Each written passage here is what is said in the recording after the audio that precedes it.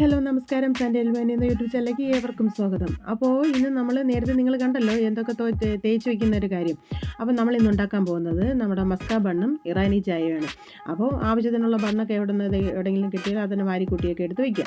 അപ്പോൾ നമ്മളവിടെ ബണ്ണവിടെ മാറ്റി വെച്ചേക്കുന്നത്. പിന്നെ നമ്മൾ കണ്ടൻസ്ഡ് മിൽക്ക്, വാനില എസൻസ്, അപ്പോൾ അതൊന്നുകൂടെ എടുത്ത് കാണിക്കുകയാണ്, ഇനി മറന്നുപോയെങ്കിലോ. പിന്നെ നമ്മുടെ വെണ്ണയും കൂടെ, അതായത് നമ്മുടെ ബട്ടറും കൂടെ, പിന്നെ ഇച്ചിരി പാലും കൂടെ എടുത്ത് വെച്ച് കാണിച്ച് വെച്ചിരിക്കുകയാണ്. ഇതൊക്കെയാണ് ഇത് ഉണ്ടാക്കാൻ വേണ്ടിയുള്ള സാധനം. ആദ്യം നമ്മൾ അതിൻ്റെ ബണ്ണിൻ്റെ ക്രീം ഉണ്ടാക്കാൻ വേണ്ടിയിട്ടാണ്.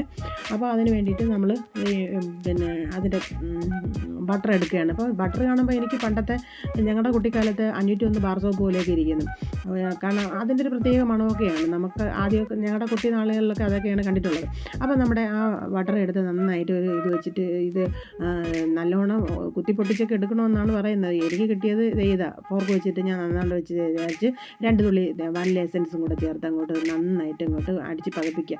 അപ്പോൾ പതപ്പിക്കുമ്പോൾ ഇത് ആദ്യമൊന്നും വന്നില്ല, ഞാൻ പെടാപ്പാടോ പെട്ടിട്ടാണ്. പിന്നെ കണ്ടൻസ്ഡ് മിൽക്കും കൂടെ ചേർത്ത് നല്ലോണം ആഡ് ചെയ്ത് നല്ലോണം നമ്മളിങ്ങനെ പതപ്പിച്ച് എടുക്കുക.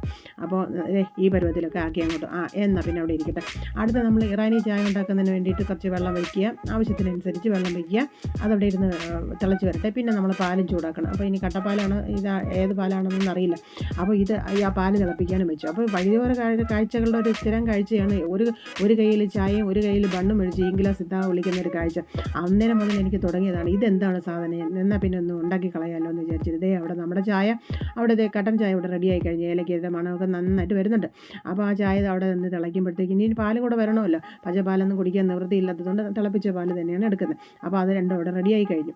അങ്ങനെ നമ്മളൊരു ഗ്ലാസ് എടുത്തതിന് ശേഷം ഇറാനി ചായ ഉണ്ടാക്കാനുള്ള അടുത്ത പരിപാടിയാണ്. ആ ഗ്ലാസ് വെച്ചതിന് ശേഷം നമ്മുടെ കട്ടൻ ചായ, നല്ല കടുപ്പമുള്ള കട്ടൻ ചായ അങ്ങോട്ട് ഒഴിച്ചു കൊടുക്കുക. ആവശ്യത്തിന് ഒഴിക്കുക. അതിനുശേഷം നമ്മുടെ കട്ടപ്പാൽ, തിളച്ച പാലങ്ങോട്ട് ഒഴിച്ചു കൊടുക്കുക. പിന്നെ നമ്മൾ ചെയ്ത് കൊടുക്കേണ്ടത് കണ്ടൻസ്ഡ് മിൽക്ക് നന്നായിട്ട് അതിനകത്തോട്ട് നല്ലവണ്ണം നമ്മൾ ഇളക്കി ചേർക്കുക. അപ്പം നമ്മുടെ ഇറാനി ചായ ഇവിടെ റെഡിയായി കഴിഞ്ഞു. ഇപ്പോൾ കാണുമ്പോൾ തന്നെ നമുക്ക് തിന്നാനൊക്കെ തോന്നും. അങ്ങനെ മണമൊക്കെയാണ്. നമ്മൾ ആ വാനില എസൻസൊക്കെ ഒഴിക്കുമ്പോൾ ഭയങ്കര മണമാണ്. ഒരു കത്തി വെച്ചിട്ട് നമ്മൾ ആ ബണ്ണിനെയൊക്കെ 2 വശമൊറ്റൊക്കെ മുറിച്ചെടുത്തതിന് ശേഷം തേക്കൽ. അപ്പോൾ നമ്മൾ തേക്കാൻ വലിയ മിടുക്കരാണ് നമ്മളെല്ലാവരും. നന്നായിട്ട് തേച്ച് പിടിപ്പിച്ച് സൈഡിലൊക്കെ അങ്ങോട്ട് തേച്ചിട്ട് വീണ്ടും ഇങ്ങനെ തേച്ച് നല്ലോണം പിടിപ്പിച്ചെടുക്കുമ്പോഴത്തേക്ക് നമ്മുടെ മസ്ക ബണ്ണും ഇവിടെ റെഡിയായി കഴിഞ്ഞു. പിന്നെ അതിൽ മുക്കി കഴിക്കുക എന്നുള്ള ദൗത്യം മാത്രമേ ഉള്ളൂ. അപ്പോൾ ഇത് ഒന്ന് ഞാനങ്ങ് മാറ്റി വെച്ചു, കാരണം കഴിക്കാനൊന്നും ആരുമില്ല. 3 ഞാൻ ഉണ്ടാക്കി അങ്ങ് എടുത്ത് വെച്ചെന്നേ ഉള്ളൂ. ഇത് കഴിക്കാനൊന്നും ഇവിടെ ആരുമില്ല, കഴിക്കുകയുമില്ല. അങ്ങനെ നമ്മുടെ മസ്ക ബണ്ണും ഇറാനി ചായയുടെ റെഡിയായി കഴിഞ്ഞു. അങ്ങനെ പിന്നെ ടേസ്റ്റ് നോക്കാൻ വേണ്ടിയിട്ട് എൻ്റെ കെട്ടിയവനെ വിളിച്ച്, കെട്ടിയവൻ ഇറാനി ചായയിൽ മുക്കി വിളിച്ചിട്ട് അദ്ദേഹം പറഞ്ഞത് ഈ കൊള്ളാമെന്ന് ഒന്നുകൂടെ എടുത്ത് കാണിച്ചിട്ട് ഒരു കടിയും കൂടെ കടിച്ച് വീണ്ടും കാണിക്കണം. പിന്നെ എൻ്റെ ടെസ്റ്റിങ്ങാണ്.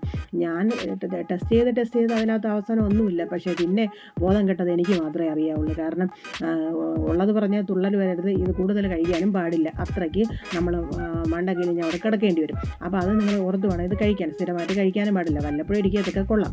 അപ്പോൾ തീർച്ചയായിട്ടും നിങ്ങൾ ഉണ്ടാക്കിയതൊക്കെ വളരെ നല്ലൊരു സാധനമാണ്. എന്നാലും നമ്മൾ ഒരു സ്റ്റോപ്പ് ഇട്ടിരിക്കണം. അപ്പം വീണ്ടും അടുത്ത വീഡിയോയിൽ കാണുന്നവരെ ബൈ.